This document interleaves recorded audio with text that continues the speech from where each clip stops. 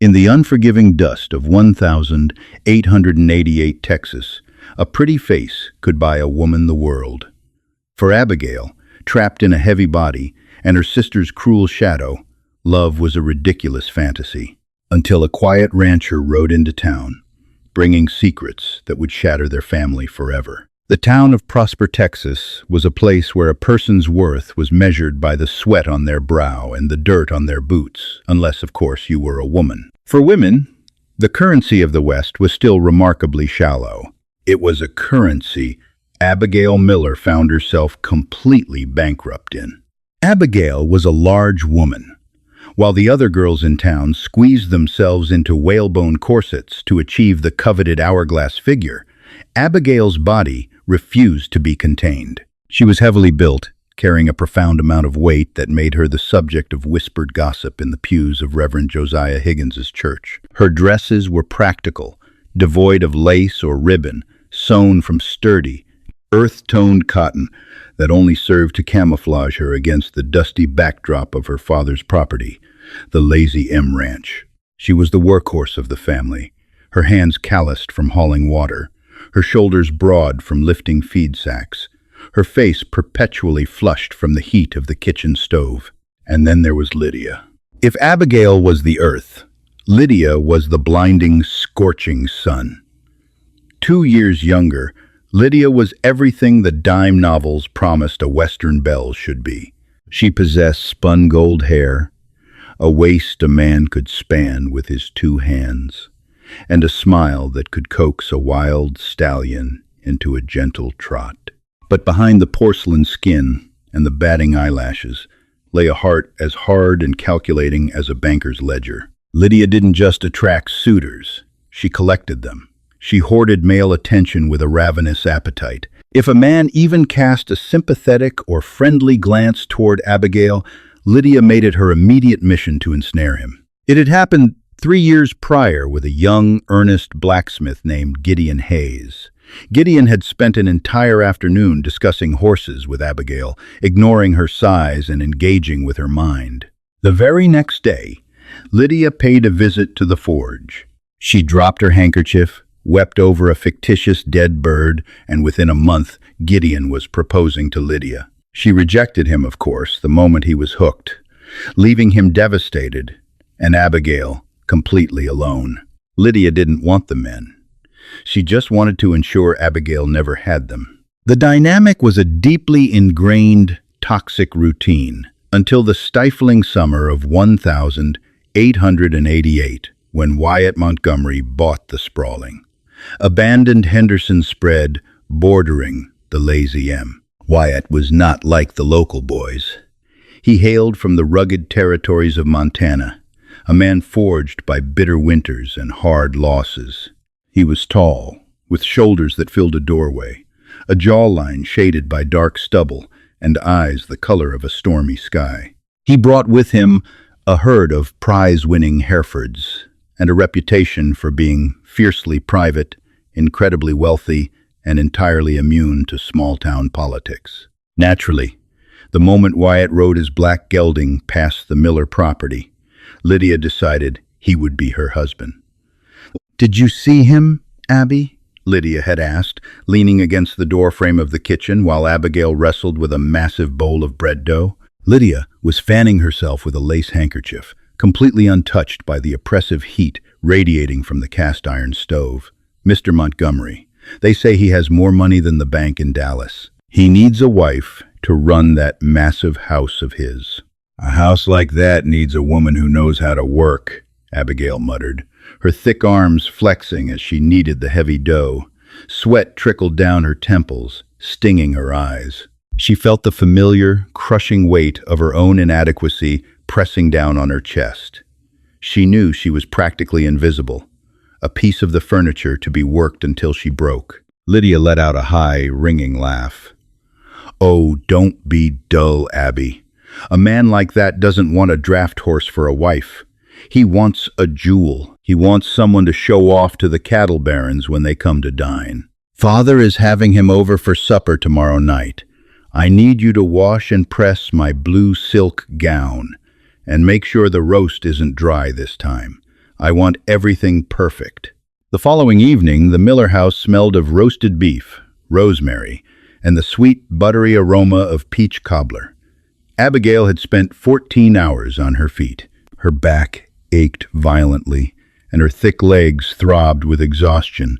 When the heavy knock sounded at the front door, she retreated to the sweltering kitchen, hiding in the shadows. Through the crack in the swinging door, Abigail watched. She saw her father, Jedediah, greet the imposing rancher. She saw Wyatt step into the light of the oil lamps. He took off his Stetson, revealing thick, dark hair. He was ruggedly handsome, but there was a quiet weariness in his eyes, a depth that the local boys lacked. Then Lydia made her entrance. She practically floated down the wooden staircase, the blue silk rustling, her smile blinding. "Mr. Montgomery," she cooed, extending a delicate, unblemished hand. "We are so honored." Wyatt took her hand courteously, his expression unreadable. "Miss Miller, the honor is mine." Dinner was an agonizing affair for Abigail to orchestrate from behind the scenes. She served the plates, her large frame shuffling quietly into the dining room and retreating just as fast, keeping her eyes glued to the floorboards. She felt the overwhelming heat of shame burning in her cheeks. She knew what she looked like next to Lydia, a bloated, sweating servant. "This roast is magnificent, Miss Miller." Wyatt's deep, gravelly voice echoed into the kitchen. Abigail paused, a towel in her hand. "Oh, thank you, Mr. Montgomery," Lydia lied smoothly, without a moment's hesitation. "I spent all afternoon tending to it. I believe the way to a man's heart is through a well-kept hearth, don't you?" Abigail closed her eyes, a familiar knot of bitter resignation tightening in her throat. She expected to hear Wyatt's swooning agreement. Instead, there was a brief pause. "Is that so?" Wyatt replied, his tone polite but inquiring.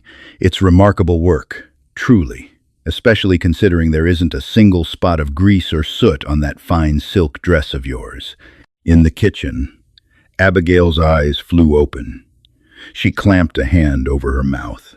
Lydia stammered, a rare sound.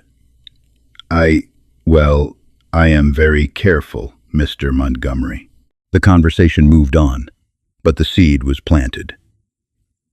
Wyatt Montgomery was not a man who looked at the surface and believed it to be the whole truth. Over the next 2 weeks, Wyatt became a frequent visitor to the Lazy M Ranch. He was negotiating a water rights treaty with Jedediah, requiring long afternoons of surveying the property lines and discussing grazing rotations. Lydia was relentless. Whenever Wyatt's black gelding appeared on the horizon, she would emerge on the porch, holding a pitcher of lemonade, looking fresh and picturesque. She flirted aggressively, batting her eyelashes, and speaking of her love for the open country, despite the fact that she refused to step foot in the stables because of the smell. Abigail did her best to stay out of the way. Her shame had morphed into a protective shell.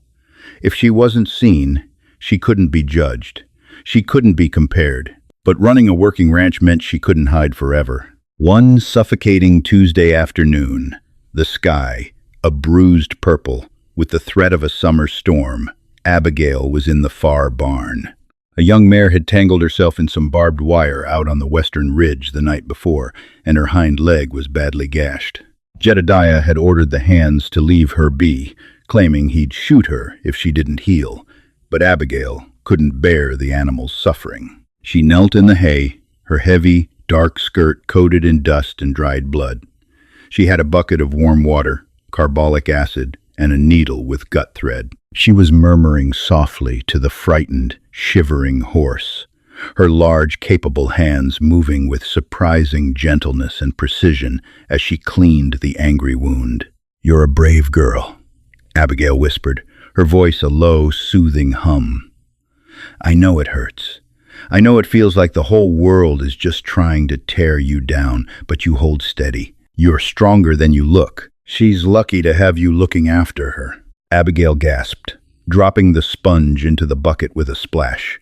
She scrambled to stand, her heavy frame clumsy in her panic. She spun around to find Wyatt Montgomery standing in the doorway of the barn, his silhouette framed by the darkening afternoon sky. "I'm sorry," Wyatt said quickly, stepping into the dim light of the barn. He held his hands up in a placating gesture. "I didn't mean to startle you, Miss Abigail, isn't it?" Abigail felt the blood rush to her face, a deep, ugly crimson that she knew made her look feverish. She instinctively tried to hide her dirty, bloody hands behind her back, intensely aware of how large she was, how unkempt her hair was, how thoroughly unappealing she must look. "Yes, sir," she stammered, staring at his muddy boots. "Mr. Montgomery, my father is up at the main house." "I didn't come to see your father," Wyatt said. He walked closer, his gait slow and deliberate, making no sudden movements, much like one would approach a skittish colt. He stopped a few feet away and looked down at the mare's leg. "That's a nasty tear. Barbed wire?" "Yes, sir," she whispered. "You did the stitching?" Abigail nodded, her eyes welling with humiliated tears. She expected him to mock her, to ask why the ranch hands weren't doing the dirty work, or to look at her with the same disguised disgust the rest of the town possessed. Instead, Wyatt knelt in the dirt right beside the horse, oblivious to his expensive trousers. He examined the tight, even stitches. "I've seen army surgeons who couldn't sew a wound that clean." "You have a gift, Abigail." She finally looked up, shocked. His gray eyes were locked onto hers, and for the first time in her 24 years of life, a man was looking directly into her face without looking past her. There was no pity. There was no mockery. There was only a quiet, solid respect. I just do what needs doing," she murmured, clutching her dirty apron. Wyatt stood up, towering over her. Yet his presence wasn't intimidating. It was grounding. I noticed that.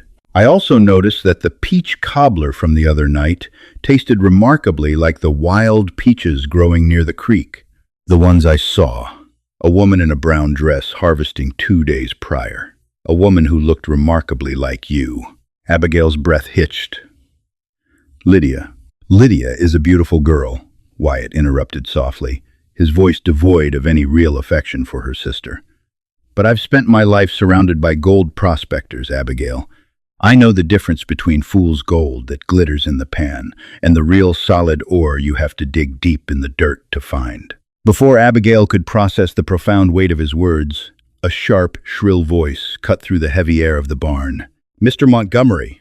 Lydia stood in the doorway, her hands planted on her tiny, corseted hips. The storm had broken outside, rain lashing against the tin roof, but the real tempest was inside the barn. Lydia's eyes darted from Wyatt to Abigail, taking in the intimacy of the space between them. A flash of pure, venomous jealousy contorted her perfect features. "Abigail!"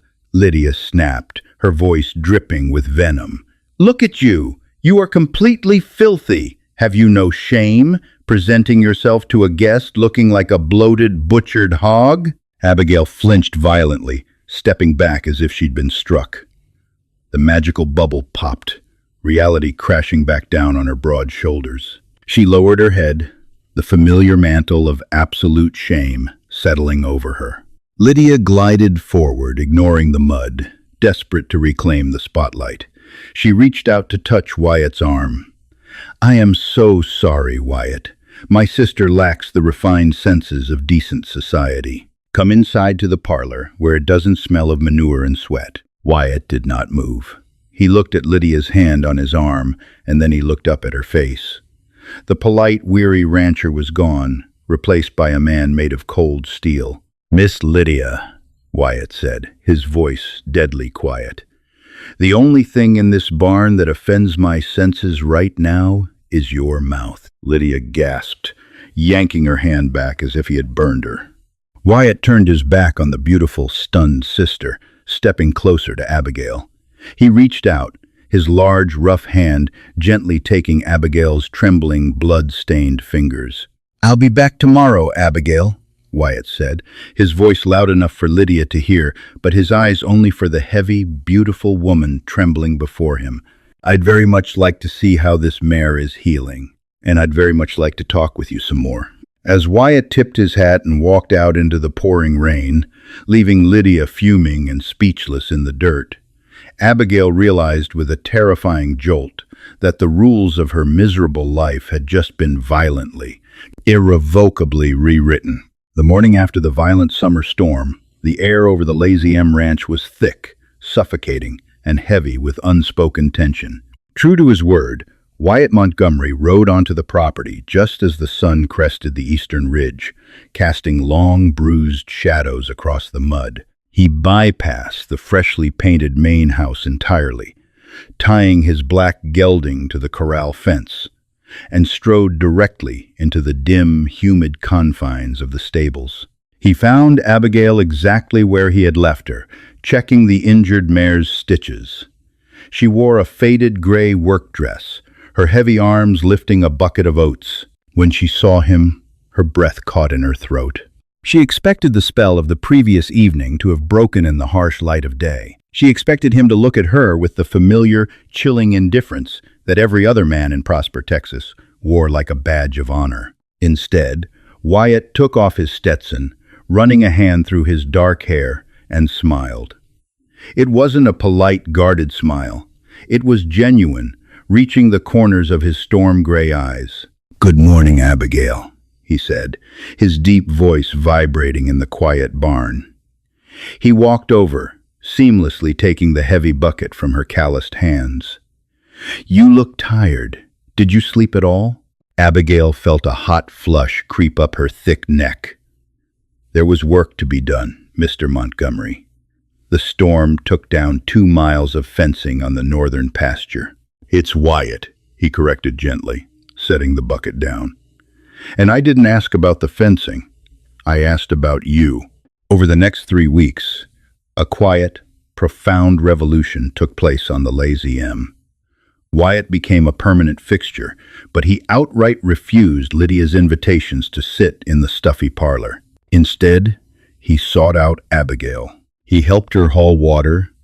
He repaired the busted water pump she had struggled with for months, and he sat beside her on an overturned trough while she plucked chickens, talking to her about the brutal winters in Montana and the sprawling cattle empires he had built from nothing. For the first time in her life, Abigail felt seen.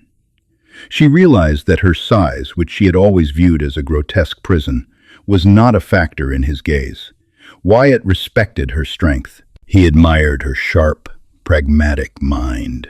When she laughed a rusty, hesitant sound she hadn't used in years, he looked at her as if she were the only woman in the territory. Inside the house, however, a toxic venom was brewing. Lydia watched them from the kitchen window, her porcelain face contorted into an ugly, hateful sneer. Her vanity could not process the rejection. It was a physical torment to see the wealthiest man in the county actively courting the sister she treated like a pack mule. If Lydia couldn't have Wyatt Montgomery, she would ensure Abigail couldn't either. Lydia's opportunity for absolute sabotage arrived on a sweltering Tuesday when their father, Jedediah, rode into town, leaving his study unlocked. Driven by malicious curiosity, Lydia slipped into the dark room and began rifling through his mahogany desk. Beneath a stack of cattle manifests, she found a locked leather ledger. Using a letter opener, she pried the cheap brass lock open. What she found made her cold, calculating heart skip a beat. The Lazy M was utterly bankrupt. Jedediah had taken out massive, crippling loans from the Dallas bank to fund his gambling habits and poor cattle investments. They were 3 months behind on the mortgage. But what made Lydia smile, a slow, terrifying curve of her lips, was a letter from a private debt collector named Hiram Croft, threatening foreclosure by the end of the month unless the debt was settled.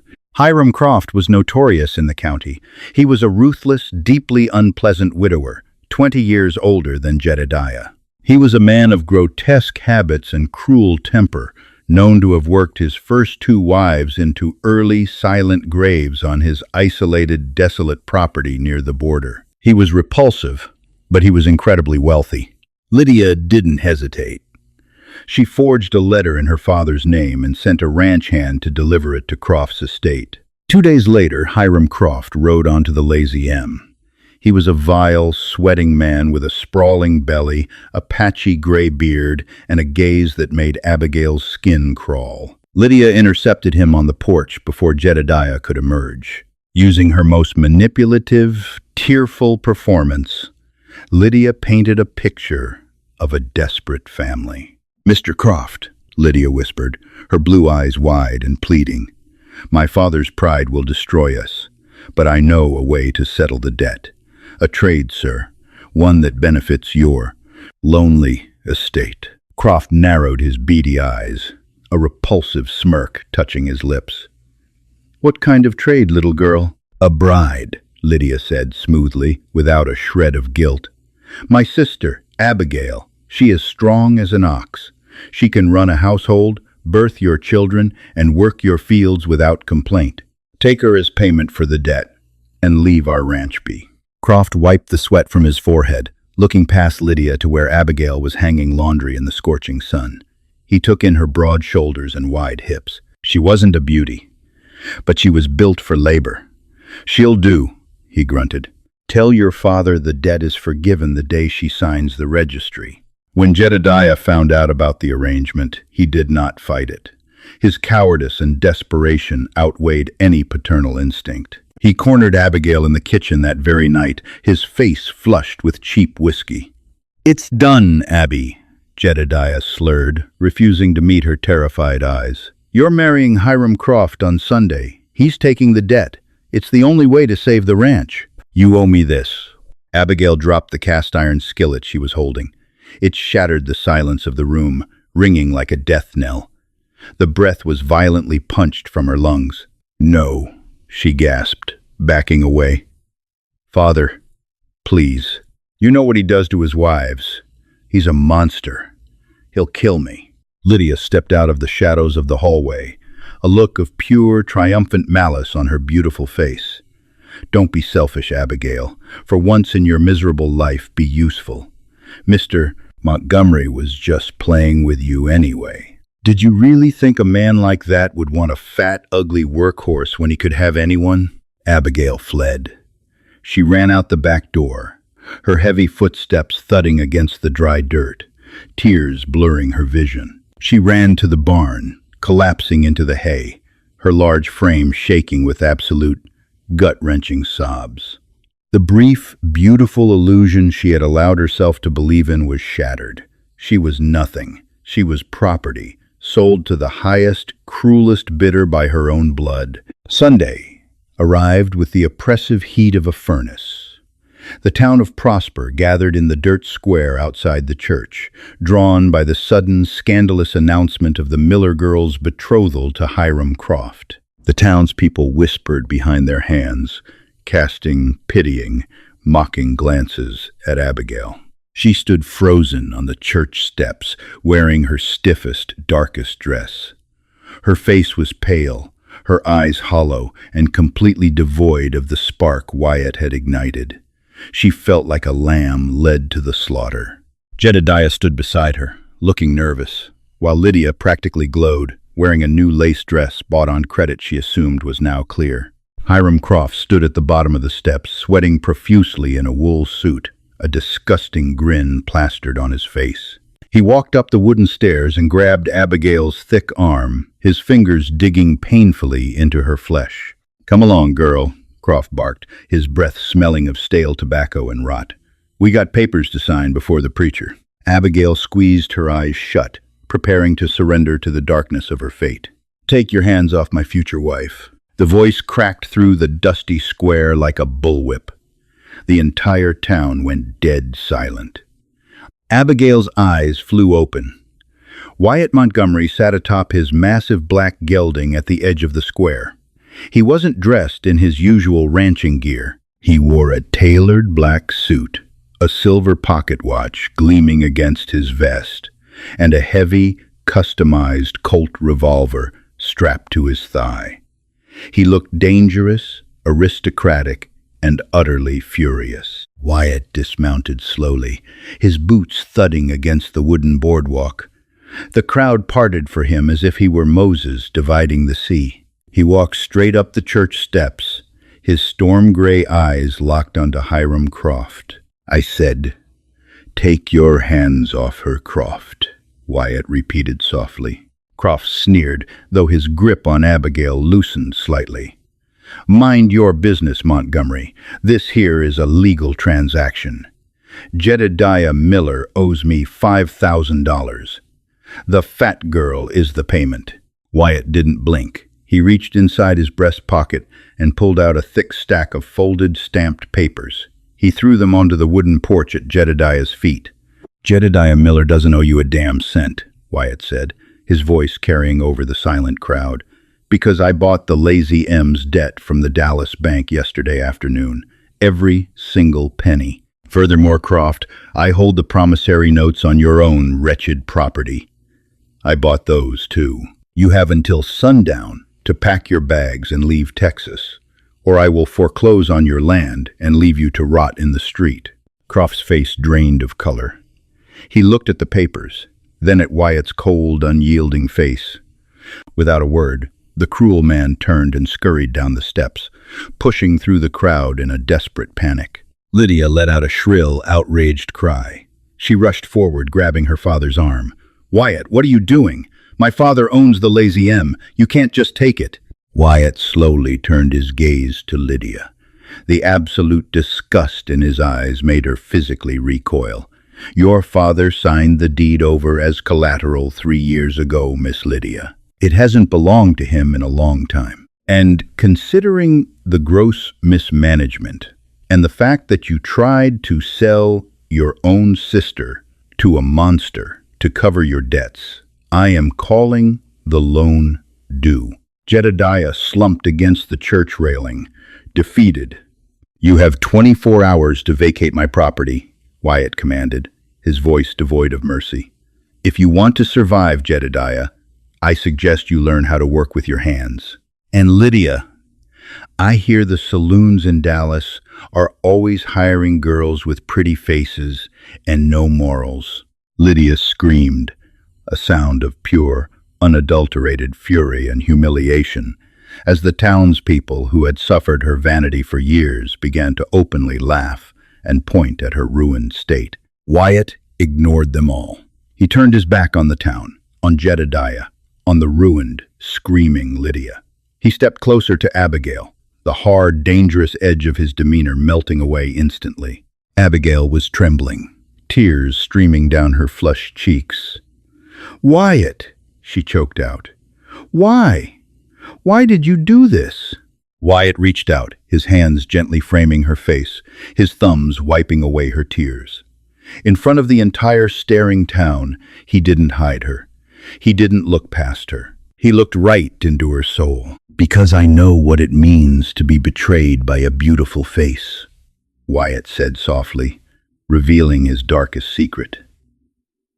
"My first wife had spun gold hair and a heart of pure poison. She robbed me blind and left me for dead in a Montana winter. I survived. I built my fortune, and I swore I would never be blinded by fool's gold again." He leaned his forehead against hers, breathing in the scent of her lavender soap. "You are the most beautiful woman I have ever known, Abigail," he whispered fiercely. "You are strong, you are kind, and you have a heart of solid gold.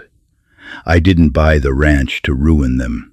I bought it so I could give it to you. Marry me, not to settle a debt, but because I love you." Abigail looked into his eyes and saw her entire future stretching out before her, no longer a life of servitude and shadows, but a life built on equality, respect, and a love deeper than the Texas sky. She smiled, a radiant, triumphant expression that transformed her face and wrapped her strong arms around his neck. "Yes," she whispered. As Wyatt kissed her right there on the church steps, the heavy chains of her past shattered into dust, leaving behind a woman who finally knew exactly what she was worth. Wow, what a breathtaking showdown! Lydia's toxic betrayal finally caught up to her, and Wyatt proved that true love sees the beauty in a woman's strong, loyal heart. Did you cheer when Wyatt humiliated Hiram Croft and saved Abigail? If this dramatic Western romance gave you chills, smash that like button right now. Share this video with fellow drama lovers. And don't forget to subscribe to our channel for more intense, real-life story twists and hard karma moments. Tell us below, what punishment does Lydia truly deserve?